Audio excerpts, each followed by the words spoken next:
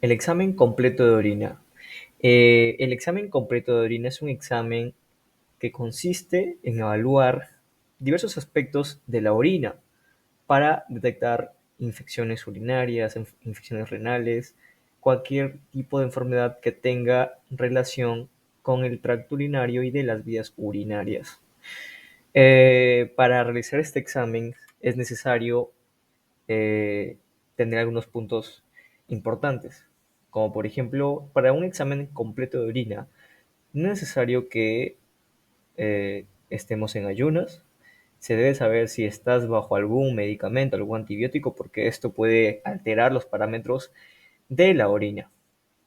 Eh, para obtener la muestra, para que tú como paciente recolectes la muestra de orina, debes realizarte un aseo genital, ¿no? En el caso del varón, tienes que asearte los genitales, el prepucio sobre todo, y lo que vas a hacer es evitar que la orina que estás recolectando entre en contacto con el fluido que el prepucio puede segregar, ¿no? Puede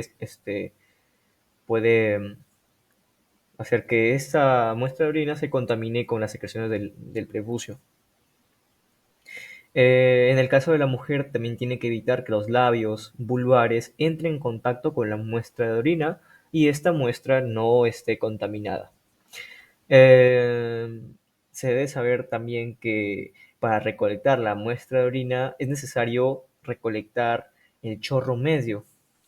Al recolectar la muestra de orina, en el caso de un varón, tienes que comenzar a miccionar. El primer chorrito tienes que hacerlo en el water, en el sanitario, y lo que sigue en el frasco, hasta llenar más o menos la mitad o tres cuartas partes del frasco. Esa es la verdadera recolección. Lo que se pide es que la orina que tú recolectes sea la orina con mayor tiempo en la vejiga.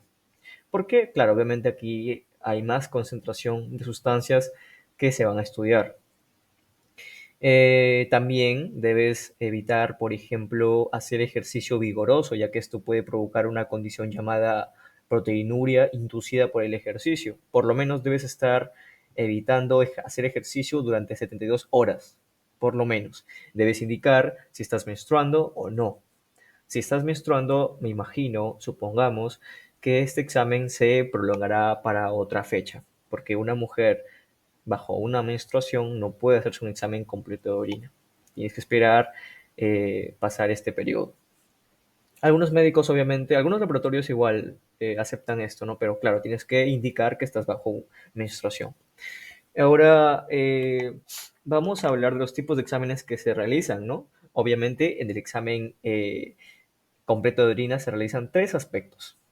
Se subdivide en examen físico, examen químico y examen microscópico. El examen físico consiste en analizar la apariencia, el color y el olor de la muestra de orina. El examen químico consiste en analizar el potencial de hidrógeno, que es pH, proteínas, glucosa, bilirrubina, urobilinógenos, cetonas, nitritos y la densidad, obviamente. El examen químico se realiza a partir de una tira reactiva, como la que pueden ver aquí, y estos parámetros son indispensables para hacer un prediagnóstico del paciente. Y el examen más importante es el examen microscópico, que consiste en analizar una proporción de muestra de orina bajo el microscopio y observar elementos formes como ya sean leucocitos, cilindros, eritrocitos, que son elementos que no deberían salir por la orina, que si están saliendo y si podemos observarlos bajo el microscopio significa alguna condición por la que el paciente está sufriendo. Tenemos el examen físico, perdón. El examen físico, como ya expliqué, consiste en analizar el olor, el color, la claridad y la densidad. En cuanto a la claridad, hablamos de la turbidez.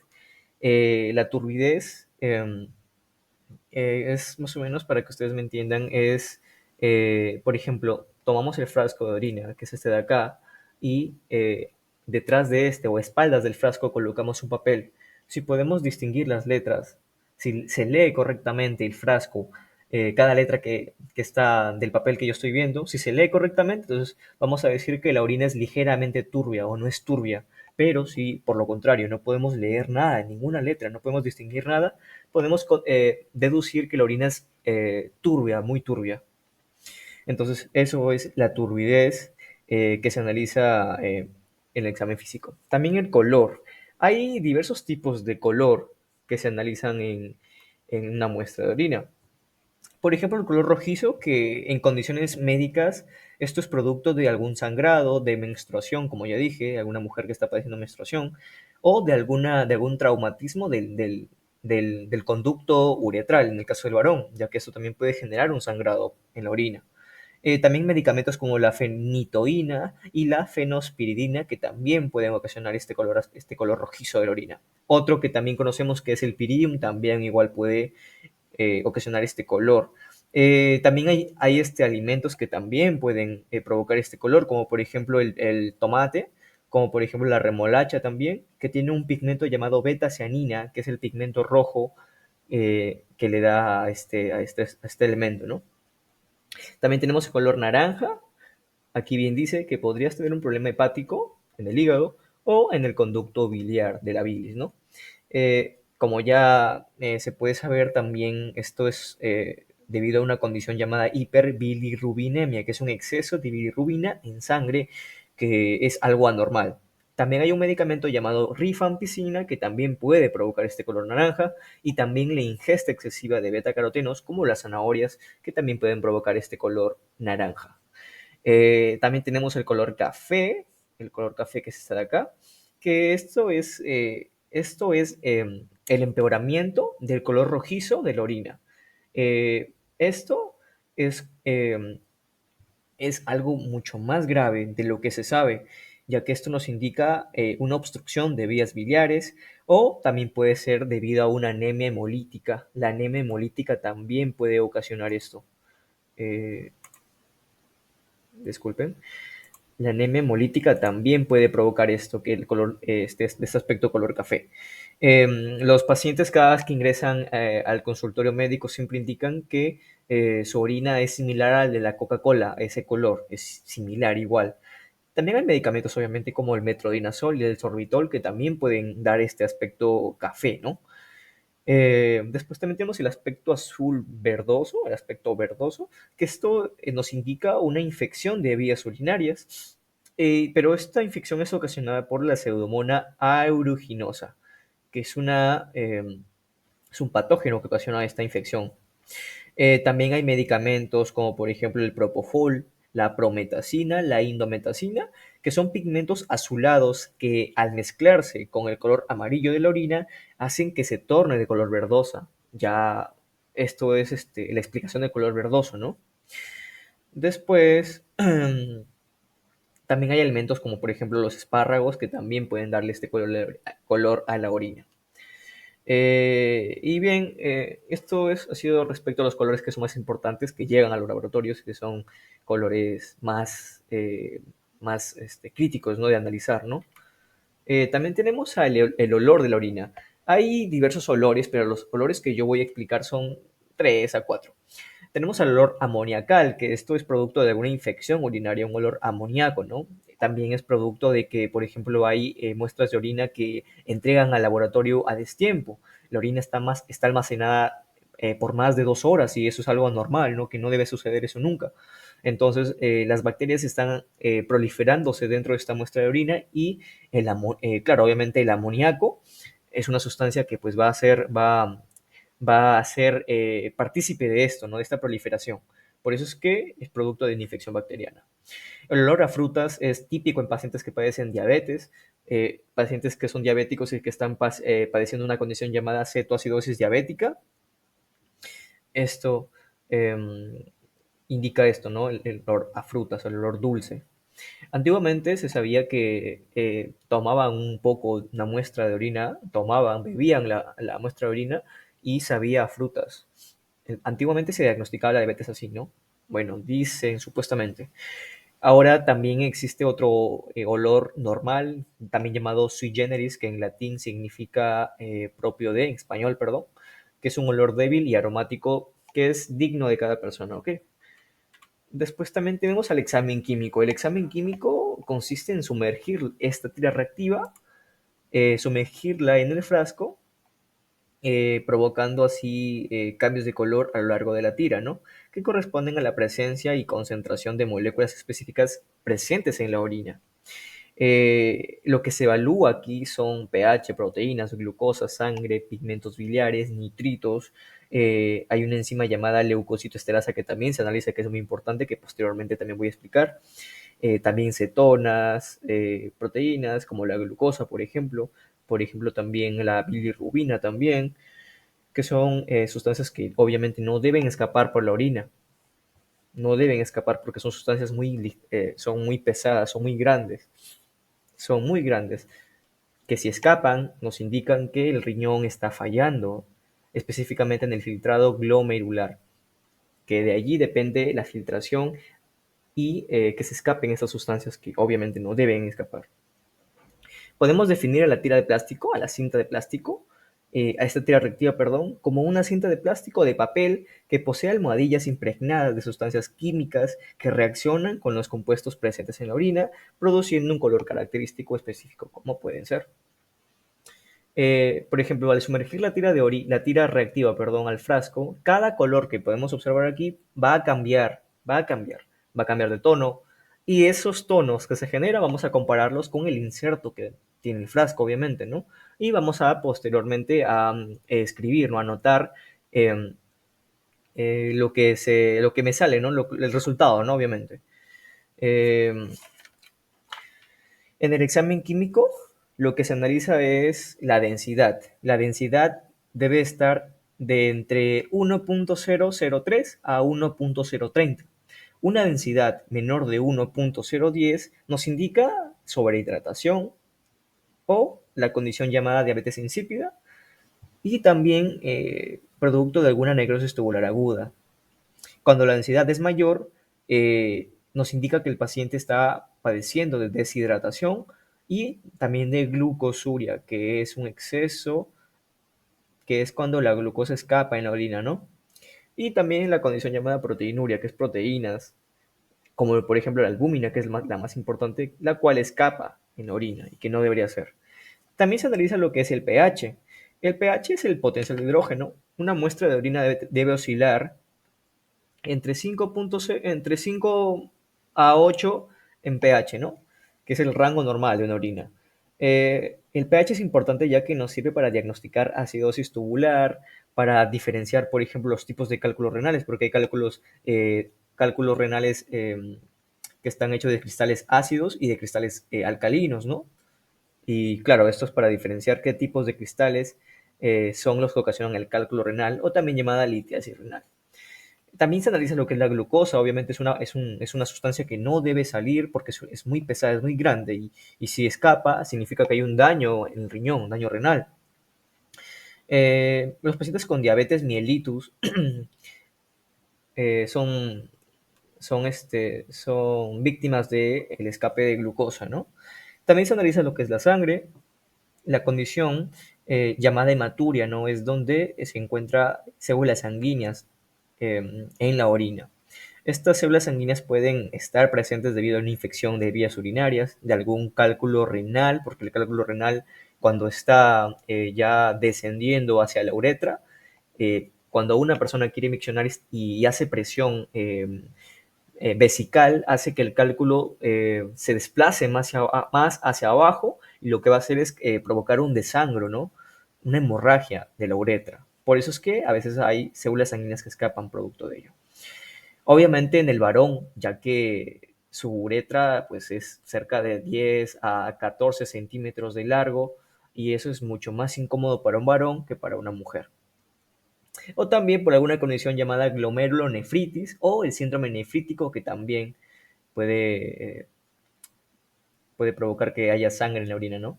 Proteínas también se analiza. Si existen proteínas en la orina, la condición se conoce como proteinuria. Hay una proteína que es importante, como la albúmina, que se detecta obviamente con la tira reactiva. La tira reactiva tiene también sus desventajas, como por ejemplo en este caso para las proteínas, la albúmina es la única que destaca, ya que se detecta rápidamente por ser más soluble y por ser también más sensible a la tira, ¿no? Algunas nefropatías diabéticas pueden ocasionar esto, ¿no? Eh,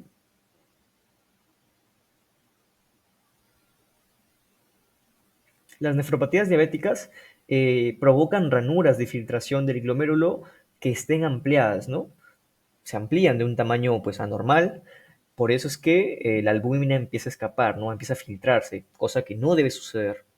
También se analiza lo que es la leucocitoesterasa, que no le he puesto acá, que es muy importante ya que es una enzima liberada por glóbulos blancos y estas sustancias están presentes debido a alguna inflamación del tracto urinario. También cuerpos cetónicos, que es común en pacientes diabéticos, perdón, que padecen cetocidosis diabética, cetocidosis alcohólica. También otra sustancia importante son los nitritos. A ver, los nitritos van a estar presentes en la orina siempre y cuando hayan enterobacterias que convierten los nitratos en nitritos. Pero, ¿qué pasaría si hay bacterias que no necesitan de los nitratos? Entonces esta tira reactiva tiene la desventaja de que, ¿qué cosa? De que no podemos saber si la infección urinaria es ocasionada solamente por enterobacterias, porque hay otras bacterias que también pueden ocasionar esta. Obviamente la bacteria más común que ocasiona infecciones urinarias es la Escherichia coli, ¿no? Después vamos a pasar al examen macroscópico. Al examen microscópico es un examen muy importante.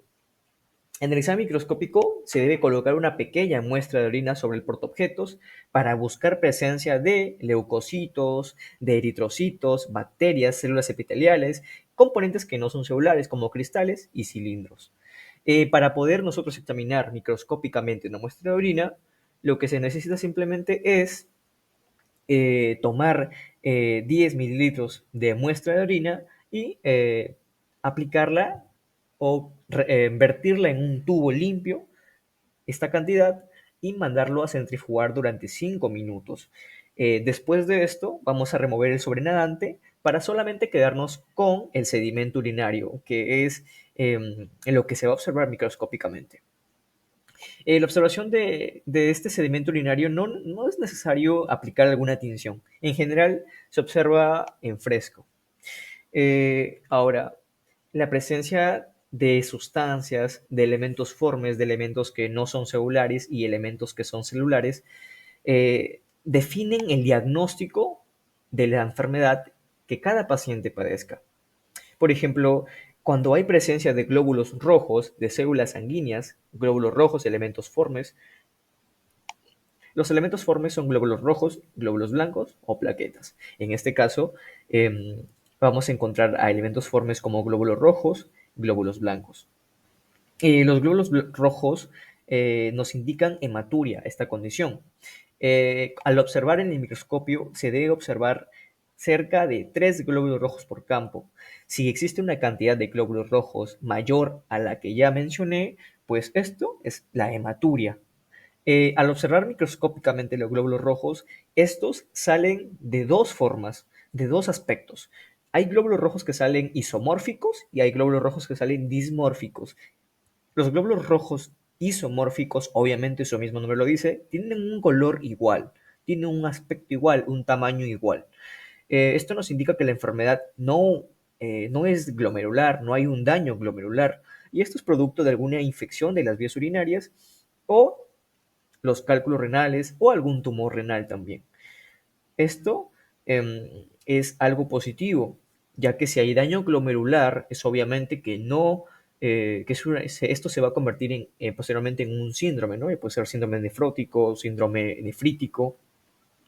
Ahora, lo negativo de encontrar glóbulos rojos dismórficos es que estos obviamente tienen una forma diferente, difusa, una forma irregular, y esto nos indica una enfermedad glomerular en el glomérulo.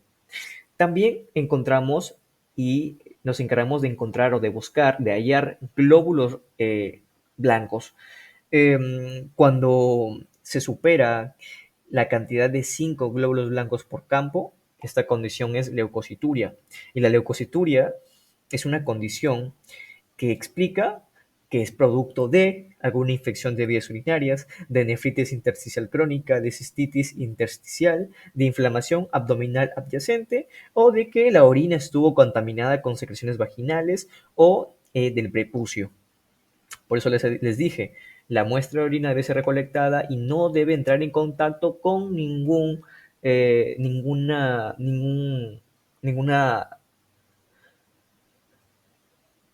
con ningún genital, como ya les expliqué. Después también se buscan lo que son bacterias. Eh, para buscar bacterias eh, es necesario que se evidencie, ¿no? Porque hay bacterias que tienen un aspecto y una forma de bastón. Cuando nosotros en el examen químico en la tira reactiva nos dio leucocito esterasa positiva y anitritos positivo, nos indica que hay una infección bacteriana. ¿Qué vamos a encontrar bacterias en el examen microscópico? Gérmenes, ¿no? Vamos a encontrar bacterias, obviamente. Y esto, pues, obviamente es una infección de vías urinarias. Después también buscamos lo que son células escamosas. Las células escamosas son células epiteliales grandes, ¿no? Que tienen forma irregular y que son células viejas de la uretra y genitales externos.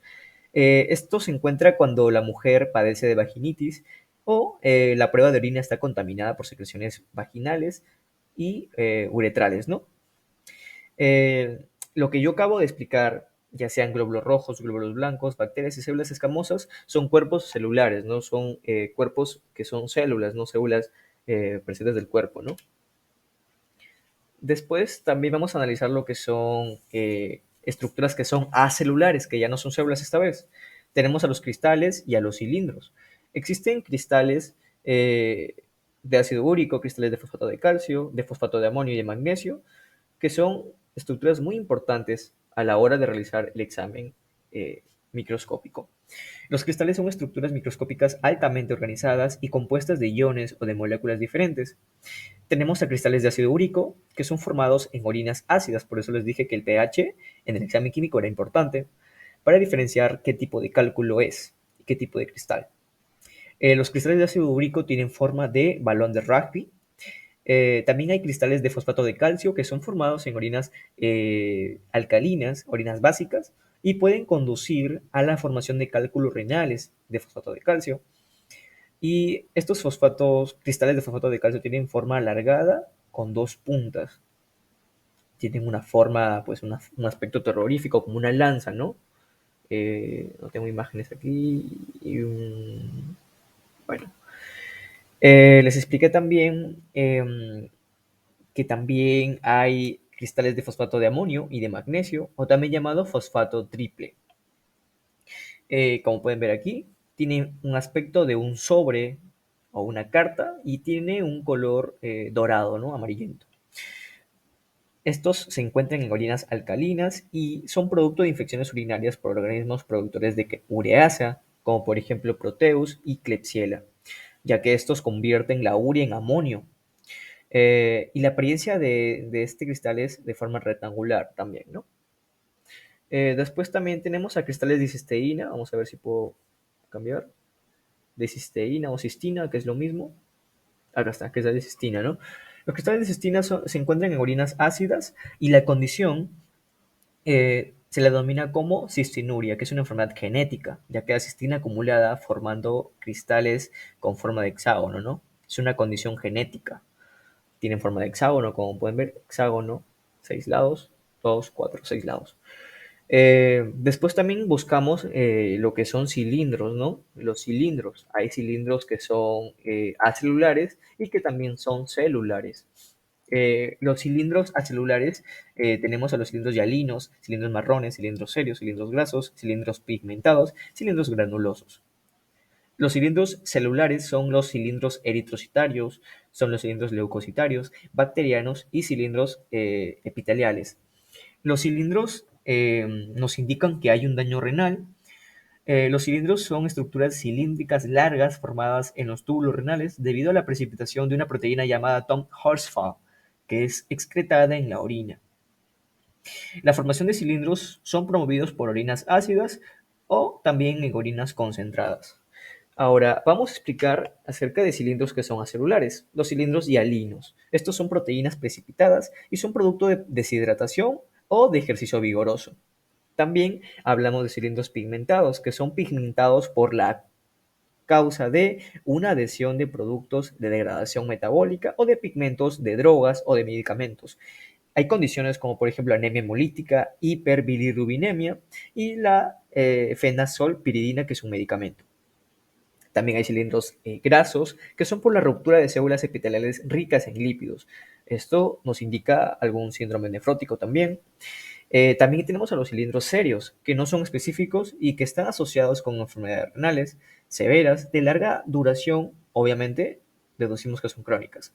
También tenemos a cilindros granulosos, que son agregados proteicos y esto es producto de alguna proteinuria. Los cilindros granulosos son producto de ruptura de cilindros celulares o de agregados proteicos.